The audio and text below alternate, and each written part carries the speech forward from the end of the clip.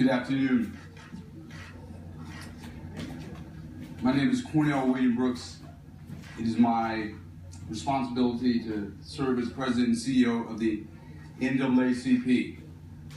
Even on this very sad and tragic occasion, it is nevertheless heartwarming to stand with so many presidents of the NAACP, leadership of the NAACP, community leaders, and members of the press who are bringing your thoughtful analysis to this challenge.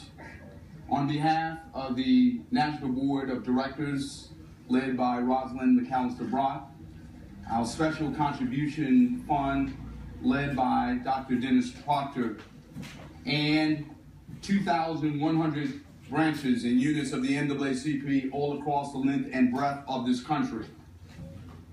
We come to this place at this moment in this historic city, a city in which I spent a great amount of time as a little boy. My grandfather owning a barbershop not too far from here, my uncle owning a barbershop not too far from here, growing up in a little town not too far from here called Georgetown.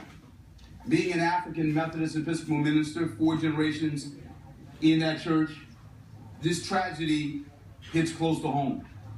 The idea that a pastor could gather his flock in a historic sanctuary to study the scripture, to study the gospel penned by the life and sacrifice of the Prince of Peace.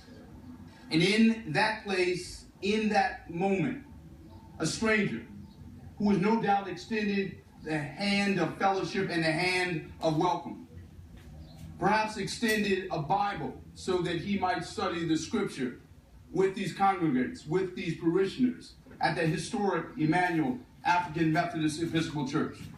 And that a stranger welcomed into the house of God by the children of God could spend an hour in fellowship, an hour in study, and then perhaps lay down a Bible and take up a gun and lay 9 people into untimely graves, tragic deaths, is unconscionable. It is morally incomprehensible. It is a flesh and blood obscenity in our midst. We as a nation, as Americans, as African Americans, as Latinos, as Asians, as Jews and Gentiles, Catholics and Protestants, people of all faiths, all traditions, every hue, every heritage, are quite simply shocked by this crime. And that it took place in God's house, in the holy city of Charleston, South Carolina. Runs roughshod over our moral sensibilities. It runs roughshod over our constitutional and moral values. It is a living, breathing contradiction of everything we stand for as Americans, everything we stand for as South Carolinians, everything we stand for as African Methodists, and most certainly everything we stand for as members and supporters of the National Association for the Advancement of Colored People. This crime is not merely a crime perpetuated against a church, not merely a crime perpetuated against a pastor, not merely a crime perpetuated against 9 congregants. It is a hate crime. And as such, it is a crime perpetuated against the conscience of the country, the soul of the country, and our values collectively as a country. A hate crime is a crime in which all of those who yet believe that we can confront hate with love are victims. All of those who yet believe we can confront violence with nonviolence, we are victims. All of those who believe in the highest values of this country, who believe in the values of the Reverend Dr. Martin Luther King, who believe in the values of Denmark Vesey, who believe in the values of a church called Emmanuel African Methodist Episcopal Church. This is a crime perpetuated against us, and we are all, as such, victims. But make no mistake, if one were to survey the history of the NAACP, it's clear that time and time again, our members, our leaders, and the country we represent has been victimized by hate mongers, purveyors of prejudice, students of a satanic hatred. But we have never allowed ourselves to be victims. We have never capitulated. We have never laid prostrate before the demagogue of racism in this country. We have refused to do that. We yet refuse to do that. So this is a moment where those who indoctrinated or led this young man down a racist path,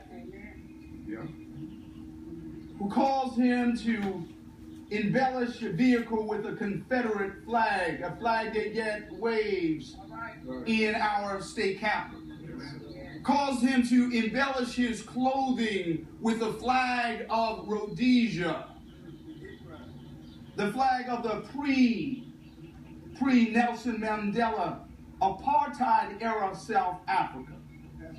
This is a moment in which we say to them, that white nationalist movement, those purveyors of hate, we as Americans will not subscribe to that philosophy. We will not give up. We will not give in. We will not give over.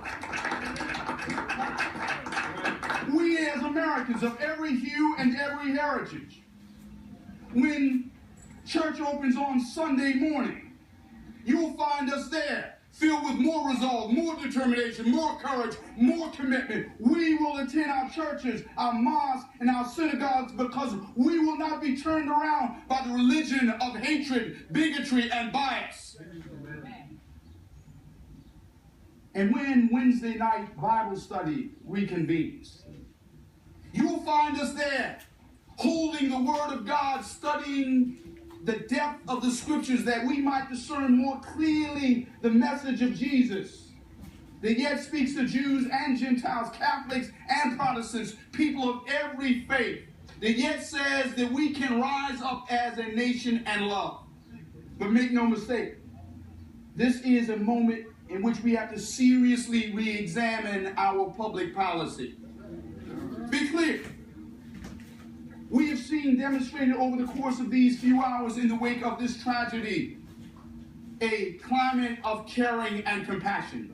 We've seen people come to this city from all across the country because they care, because they love, because they refuse to allow this one racist murderer in our midst to define our values. But that being said, while there's a climate of caring, there's also an atmosphere of hate. And that these two exist side by side. And unless and until we address the underlying racial animus and inspiration of this crime, we miss the point. Were this simply a mass shooting, devoid of geography, that is to say it could have taken place in a school, a church, or mall, that would be something else. But this was a shooting that took place in a church, outside which you find these words, Emmanuel, African Methodist Episcopal Church. It says something about who's inside from the outside. Yes. The fact that this shooting took place in a church, in a Bible study, where the shooter asked for the pastor by name, it says to us we have to examine the underlying racial animus and racial hate. This was not merely a mass shooting, not merely a matter of gun violence. This was a racial hate crime and must be confronted as such. We say this not because we're trying to sow division, but rather because we're trying to sow unity. A unity of purpose, a unity of commitment, a unity of resolve, so that we confront the racism in our midst. And that means, certainly symbolically, we cannot have the Confederate flag waving in the state capitol.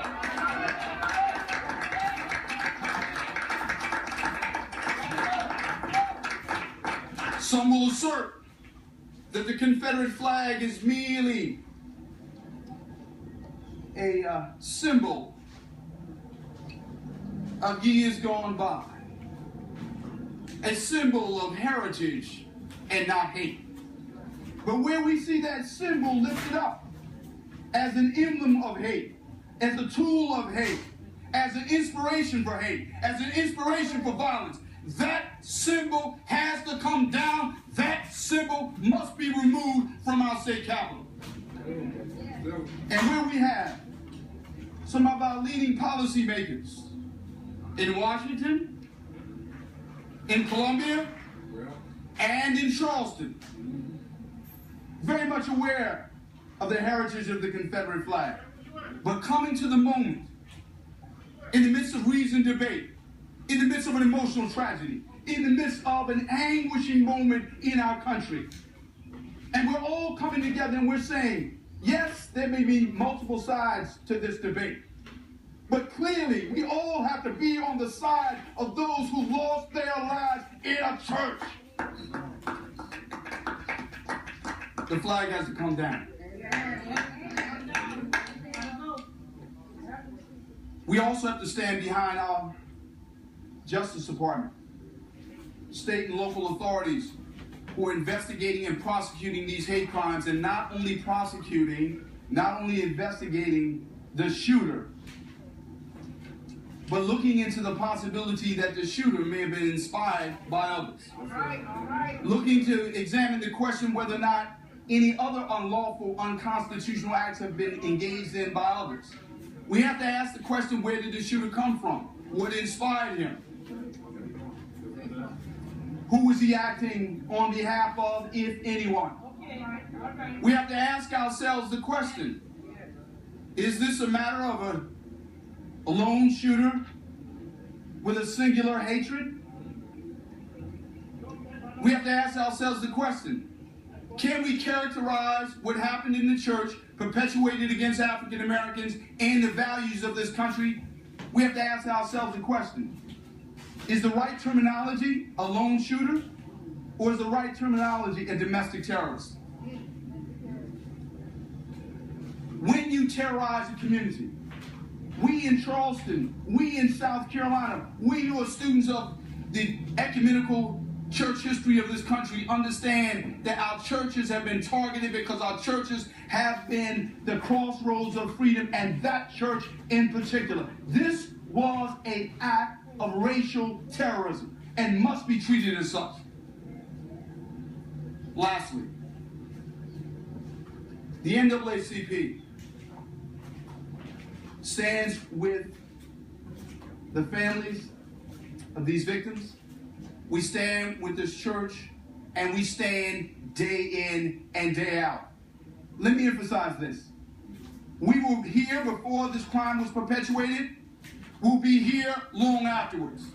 We don't engage in press release, press conference leadership. We believe in grassroots, caring, engaged, sustained leadership that represents the values of this country.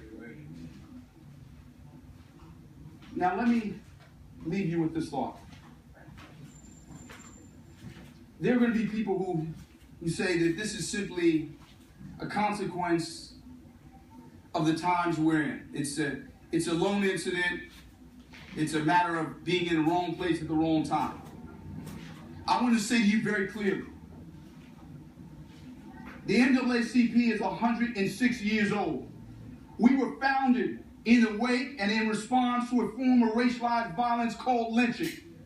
We came into being to fight that kind of racialized violence, and here we are in 2015 fighting racial profiling, fighting injustice, fighting injustice in the criminal justice system. But be clear, we will fight against this form of racial bigotry. We will fight against this form of violence. Why? Because we believe in this country. We believe in our Constitution. We believe in America. And we believe that this crime does not represent us. This is not who we are. The people all around the city who are gathered in houses of worship, praying for the families of these victims, This is who we are. That's what we represent, and we will not give up. We will not give in. We will not give over to the forces of hate, and we will stand together in this moment of crisis. With that said, I'll take any questions and turn the program over to our president.